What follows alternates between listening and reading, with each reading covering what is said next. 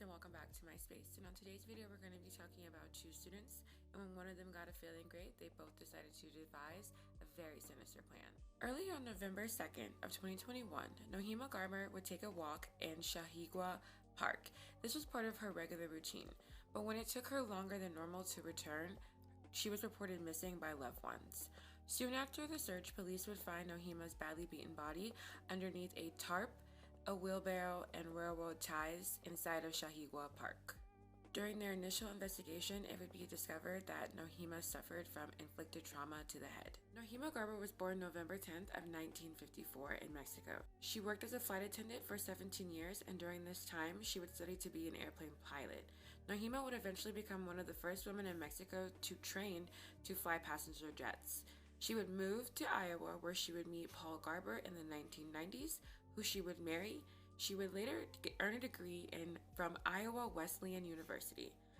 Nohema and Paul would go on to have 3 children, 2 boys and a girl, while Nohema had a career as a Spanish teacher for more than a decade. Suspects in Nohema's murder developed pretty quickly when investigators got a tip from a student stating that their friend named Jeremy Goodale sent them a Snapchat incriminating himself, along with another student named Willard Miller. After receiving this information, investigators got a search warrant for the boys' houses and cell phones. Another student came forward to state that prior to Nohema's death, Miller told a classmate that Nohema might disappear. During the search of Goodale's home, they would recover strands of hair, clothing, bath towels, and baseball bats. Interviewers would eventually talk to both Miller and Goodale. Miller would waive his Miranda rights and was interviewed by Iowa DCI Special Agent Ryan Ketley for over 2 hours. During his interview, Miller would discuss his frustration with Garber for failing him, hurting his grade point average, and how she was his Spanish teacher. Miller would also explain that he knew that Garber drove a Honda van. Initially, Miller told investigators that he did not have any involvement in Nohema Garber going missing, but he would later then state that he knew what happened but did not participate. Miller stated that Garber's killers were a quote-unquote roving group of masked kids who forced him to provide a wheelbarrow to help move Garber's body and drive the van from the park. Goodale was interviewed months later, and when asked by investigators if he had thought about the consequences of helping Miller, he stated that he had not. He's quoted saying, "I'll be honest, consequences didn't even cross my mind."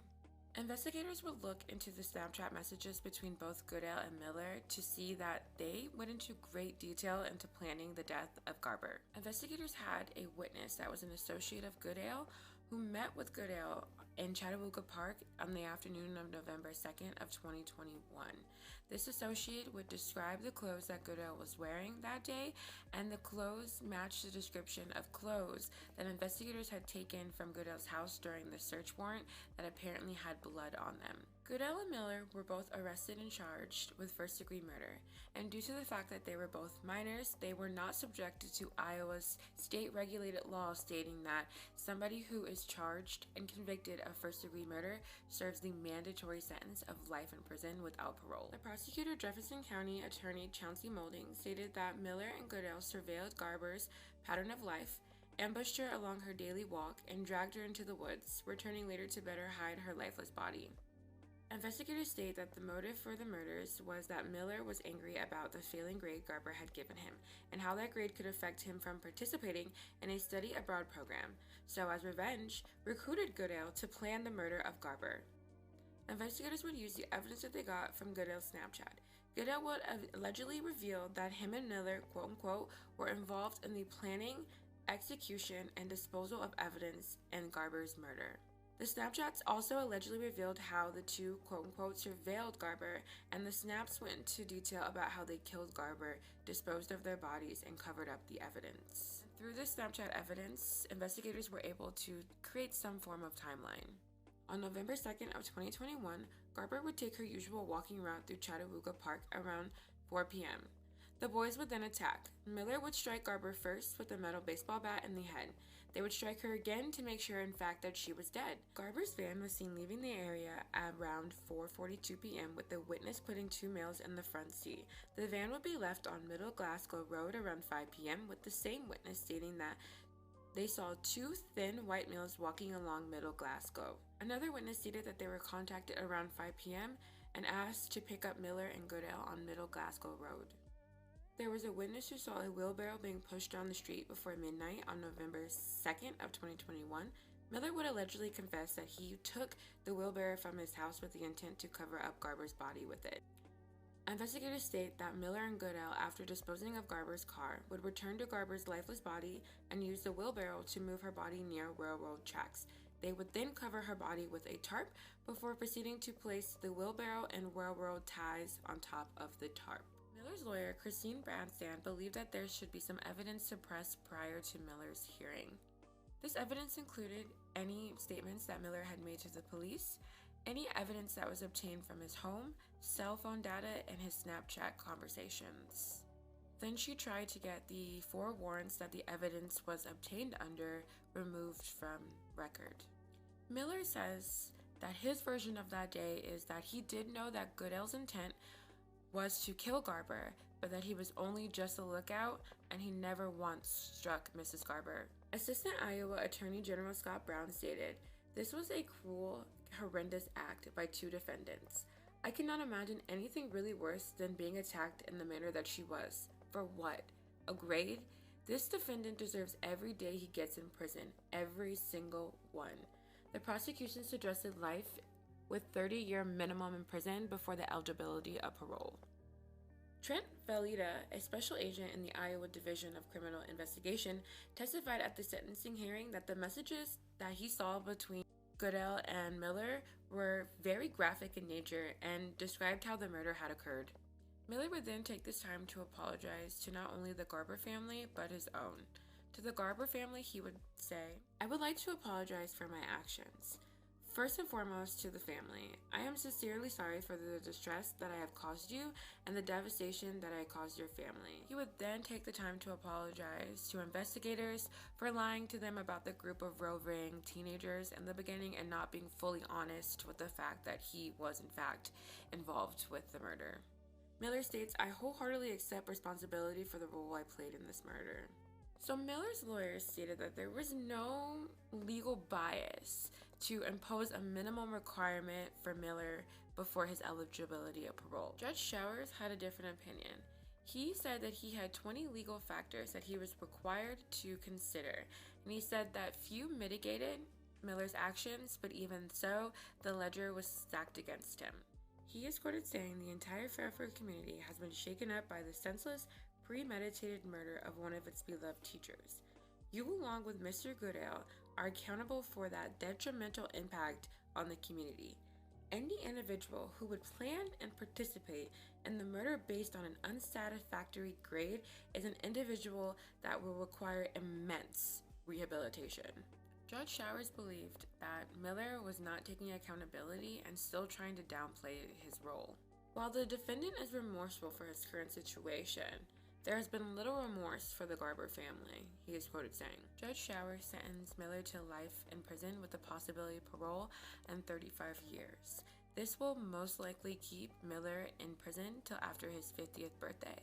He was also required to pay $150,000 in restitution to the Garber family. Judge Showers is quoted saying, "I will not gloss over the fact that you and Mr. Goodell cut Garber's precious life short. That would not be justice.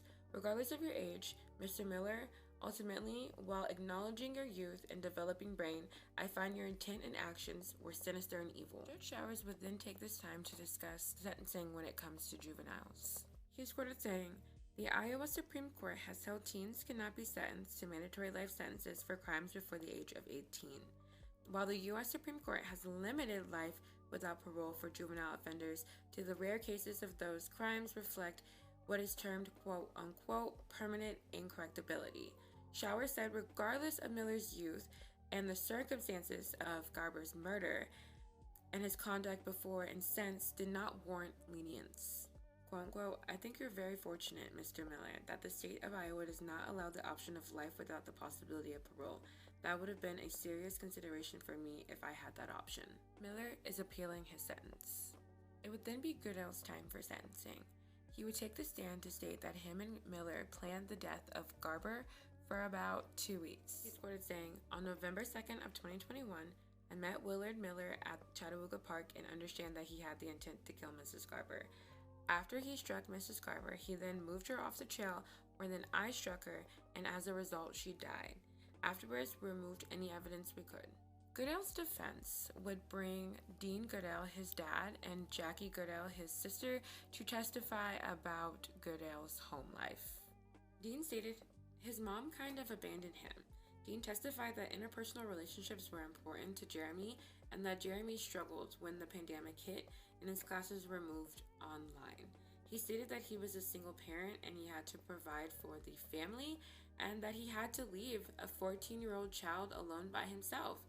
And since he had the internet to be on, Dean really couldn't stop him from playing video games, and that was pretty much what he did all day. And that set in motion a very terrible cycle of reprimand in which he set expectations for Jeremy, but those expectations were not met, and he says the relationship was really tough. Jackie, Jeremy's sister, who is 10 years older than him, testified that his home life was not easy. She said, Jeremy was 5 when his parents separated, and after that, Jeremy split time between his mom's house in Fairfield and his dad's farm. Jackie said that he did not have a good relationship with his mom's new boyfriend, and that when Jackie was 16, she got kicked out of the house. Jackie stated that her and her son moved back to the farm and lived with Dean and Jeremy in August of 2021. She said that Jeremy was a good uncle and even enjoyed playing with her son. Goodell's defense would also bring to the stand Mark Cunningham, who was a psychologist, to testify to Goodell's quote-unquote immaturity. He interviewed Jeremy and some of his sisters to get the idea about his mental state and typical behaviors. He spoke about how Jeremy began using marijuana in middle school, and that in high school Jeremy was using acid a couple times per month, getting drunk on weekends, and smoking marijuana before school, during lunch, and after school. This included using marijuana the day of the murder of November 2nd of 2021. Cunningham said that this was relevant to the possibility of rehabilitating Goodell long-term, and thus relevant to his sentencing. His moral failures at 16 because they're rooted in his maturity. They are not predictive of what moral reasoning he'll bring to bear at 25 or 30 or 35. Prosecutors suggested that Goodell serve life behind bars with the possibility of parole of 25 years.